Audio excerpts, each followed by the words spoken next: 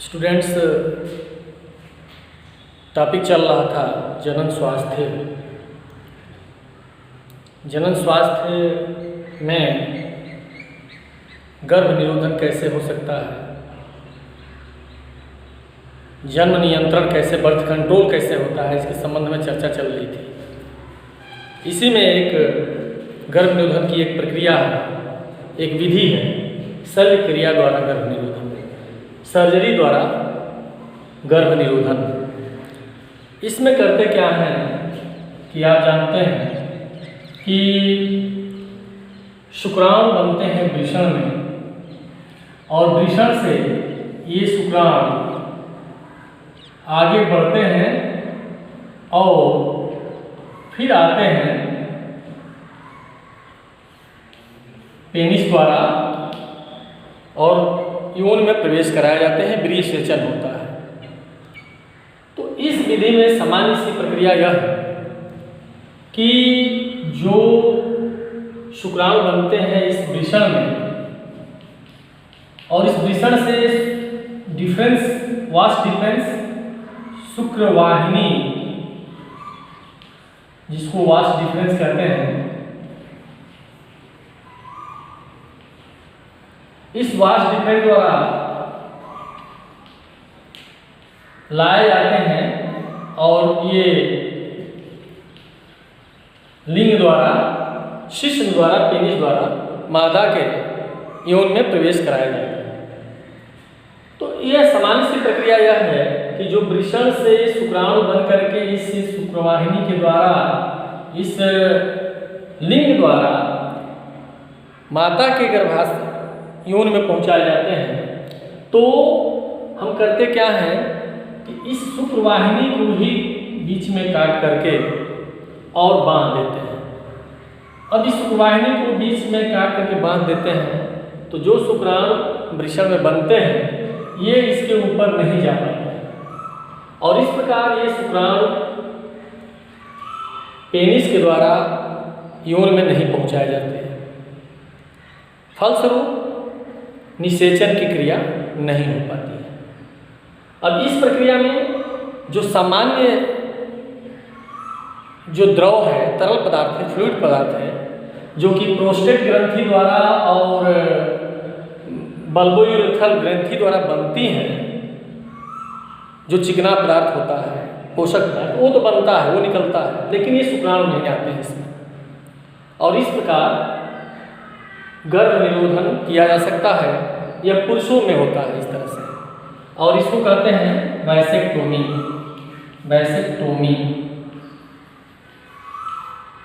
इसको वैसेक्टोमी कहते हैं या नसबंदी कहते हैं, नसबंदी कहते हैं। ठीक इसी प्रकार से आप देखेंगे कि महिलाओं में क्या होता है, कि महिलाओं में आप जानते हैं कि इसमें महिलाओं में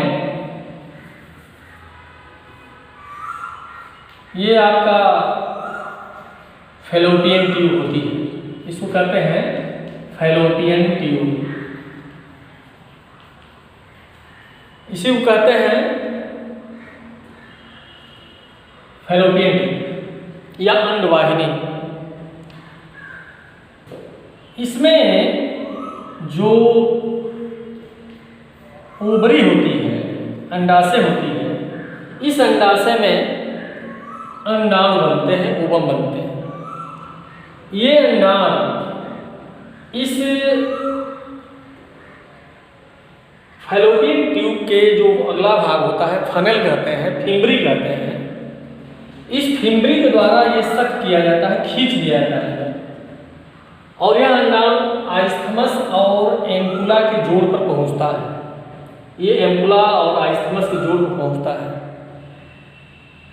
और यहीं पर नीचे से शुक्राणु पुरुष द्वारा जो छोड़े जाते हैं ब्रीसेचन में, ये शुक्राणु पहुंचते हैं, और इसी भाग में निषेचन की प्रक्रिया होती है। तो इसमें करते क्या है कि इसी भाग को, इस जो अंडवाहिनी है, फैलोपियन ट्यूब है, उसके आइस्थमस और एम्पुला के बीच के भाग को काट करके बांध दिया जाता है और फलस्वरूप जो ओवरी में अंडाणु बनेगा यह अंडाणु ऊपर नहीं जा पाएगा, और जब ये इस नली में नहीं जा पाएगा तो ये शुक्राणु भी यहाँ नहीं पहुँच पाएंगे और इस प्रकार से निषेचन की क्रिया नहीं होगी और गर्भधारण नहीं होगा।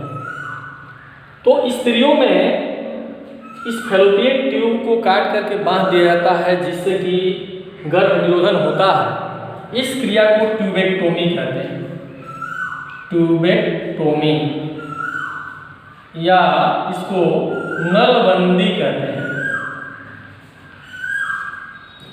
इन दोनों नसबंदी और नलबंदी, इन दोनों प्रक्रियाओं के द्वारा गर्भ निरोधन किया जा सकता है, जिसमें नर में शुक्रवाहिनी को काट के बांध दिया जाता है और मादा में इस फैलोपियन ट्यूब या अंडवाहिनी को काट के बांध दिया जाता है और इस प्रकार गर्भ निरोधन की प्रक्रिया रोकी जा सकती है। यह बहुत ही उपयुक्त और सुरक्षित विधि है। यह 100% सुरक्षित है। इस किसी भी स्थिति में संभावना नहीं है कि इस विधि द्वारा अगर चिकित्सा किया जाए तो बच्चा उत्पन्न हो। लेकिन इसकी डिमेरिट यह है, इसकी कमी यह है कि एक बार नसबंदी या नलबंदी हो जाती है तो फिर अगर दोबारा वह माता पिता चाहते हैं कि बच्चे को हम जन्म दें तो उसमें दिक्कत होती है, क्योंकि ये परमानेंट है या स्थायी विधि है। लेकिन आजकल मेडिकल साइंस इतना आगे जा चुका है कि दोबारा ऑपरेशन करके इस नली जो नलबंदी हुआ है या नसबंदी हुआ है उसको खोला जा सकता है और पुनः गर्भधारण की प्रक्रिया हो सकती है। फिर भी यह बहुत ही उपयुक्त विधि है और अस्थायी विधि है जिस पर 100% भरोसा किया जा सकता है। एक टॉपिक और देखेंगे, उसका नाम है MTP, medical termination of pregnancy. Medical termination of pregnancy,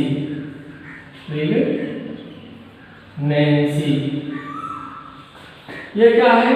medical termination of pregnancy क्या है? इसको कहते हैं चिकित्सीय गर्भ समापन,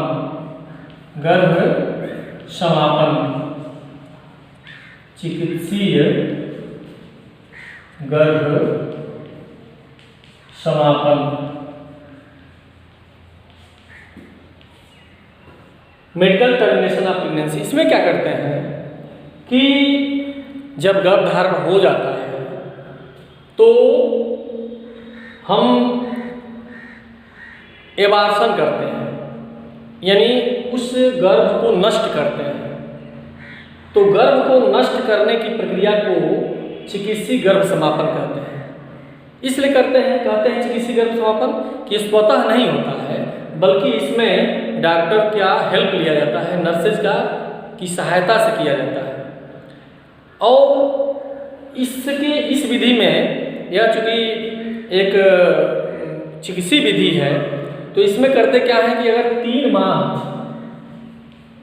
माह तक का गर्भ है, यानी जो भ्रूण 3 माह तक का है, तो इस भ्रूण को या फीटस को अगर हम नष्ट करते हैं इस विधि द्वारा तो सुरक्षित माना जाता है, अर्थात माता को उतना नुकसान नहीं होता है। फिर भी जो चिकित्सक या नर्स प्रशिक्षित हैं और जहाँ पर इस गर्भ ये क्रिया हो रही है वहाँ पर हर व्यवस्था होनी चाहिए, तब तो ठीक है, नहीं तो अप्रशिक्षित नीम हकीमों द्वारा या नर्सेज द्वारा ये किया जाना घातक हो सकता है। इसलिए क्योंकि इसमें कुछ दवाइयों का प्रयोग किया जाता है और इसमें क्या किया जाता है कि जो माता का जो गर्भाशय है, यूटेरस की आंतरिक झिल्ली इंडोमेट्रियम, जिसमें कि सगर्भता के बाद भ्रूण आकर रूपित हो जाता है, इसको नष्ट करते हैं। तो जब नष्ट करते हैं इसको तो 3-4 कंडीशन होता है। एक होता है कि इसमें रक्तस्राव बहुत ज़्यादा होता है, और रक्तस्राव इतना कभी कभी हो जाता है कि माता का मृत्यु भी हो सकता है। दूसरा ये हो सकता है कि जो यूटेरस है, गर्भाशय है, गर्भाशय में छिद्र हो सकता है, क्योंकि इसको नष्ट जब करते हैं किसी चिकित्सीय इंस्ट्रूमेंट के द्वारा, इसमें छिद्र भी हो सकता है, जिससे दोबारा गर्भ धारण करने में दिक्कत हो सकती है। या कभी कभी घाव हो गया तो कैंसर भी हो सकता है गर्भाशय में, या इस क्रिया में चूंकि घाव होता है इसलिए संक्रमण के चांसेस भी बढ़ जाते हैं, इन्फेक्शन भी हो सकता है। तो इन कारणों से, रक्तस्राव अधिक होने से, या गर्भाशय में छिद्र होने की संभावना से, या कैंसर होने की संभावना से, या इन्फेक्शन होने की संभावना से, इससे इनकार नहीं किया सकता। और इसलिए जो मेडिकल टर्मिनेशन ऑफ प्रेगनेंसी जो प्रशिक्षित डॉक्टर, प्रशिक्षित नर्स के द्वारा और हॉस्पिटल में ही सारी सुविधाओं के होने के बाद ही होनी चाहिए या करानी चाहिए। अब लोग क्यों ये कराते हैं, मेडिकल टर्मिनेशन ऑफ प्रेगनेंसी क्यों कराते हैं? तो इसका 2-3 कारण हो सकता है। पहला ये कराते हैं अनचाहा गर्भ।